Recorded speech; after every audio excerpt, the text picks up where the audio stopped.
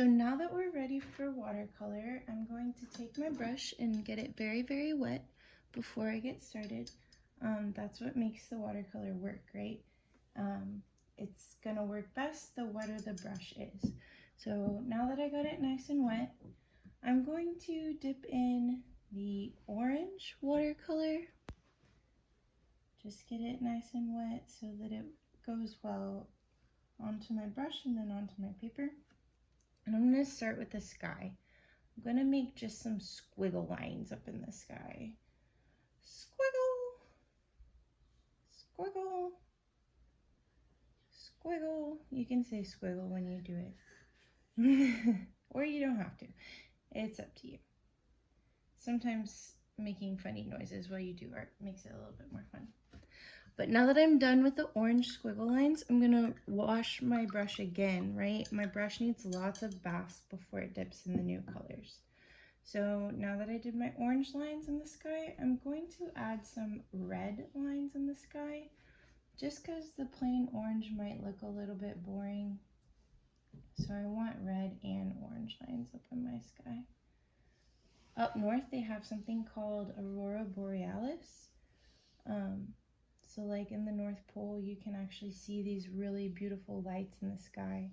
And that's kind of what we're going for by painting all of the color instead of just plain white.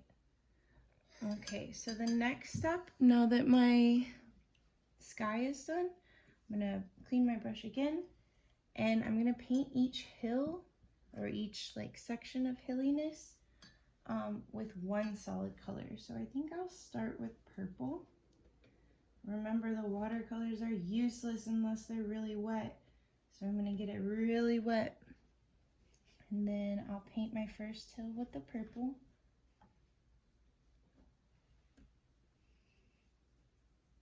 And the wetter my brush is and the more water I have mixed in with the paint, the easier it is. But we never ever dump water onto our paint palette. That's a big no-no. It's gonna tear up the palettes and then we won't be able to use them for art anymore. Okay, so I'm almost done with that first hill.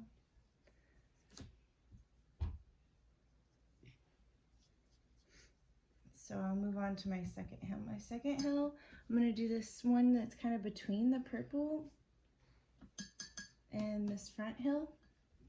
And I think I'll choose red for that one. My red was already a little bit wet, but I'm still gonna get it even more wet because like I said, the more water you have on here, the easier it is to move the paint around on your paper.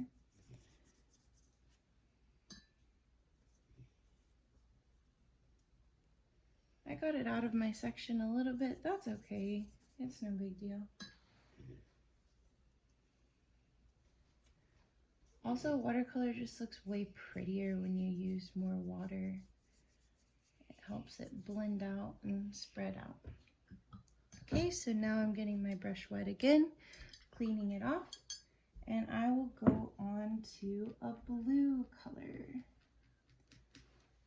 So there's not a whole lot of blue in the palette, but as long as I get what blue is in there, as long as I get it super wet, it's still gonna work. It's not gonna, as long as I have a small amount and I get it really super wet, it's still gonna be just fine.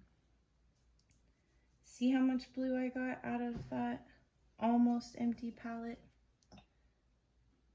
The secret is water. That's why they call it watercolor.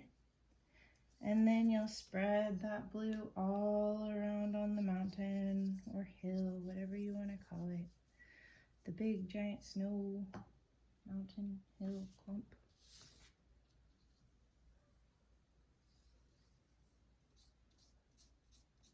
And I'm just gonna fill in that whole hill.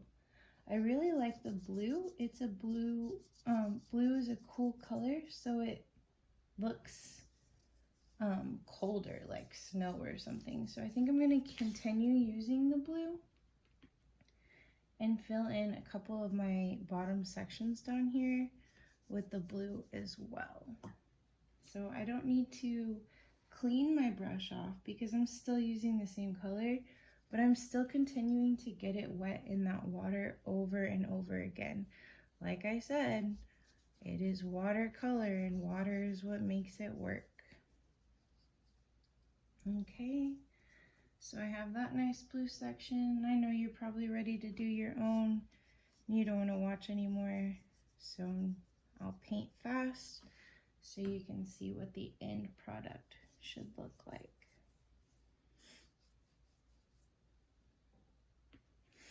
Almost done.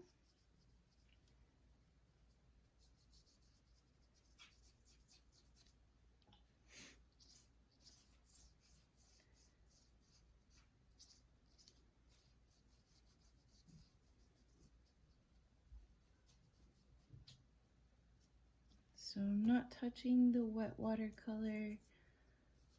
I'm leaving it on because I don't want to get my hands all dirty and I don't want to get myself all dirty. So I'm making sure I'm not touching it. Okay, so I think for one of my sections I'm going to use a little orange just because I used orange at the top. So I would like to use orange again at the bottom.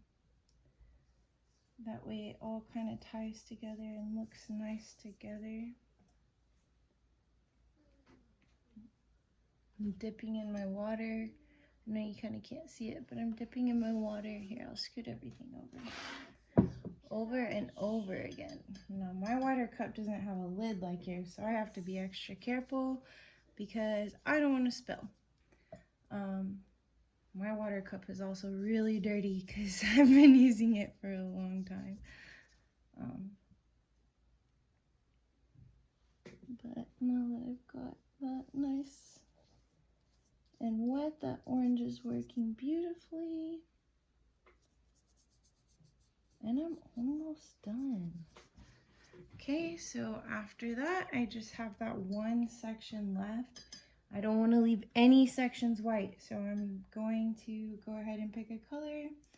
I think that I'll choose, oops, I dripped. That's okay though. I think I'm going to choose purple.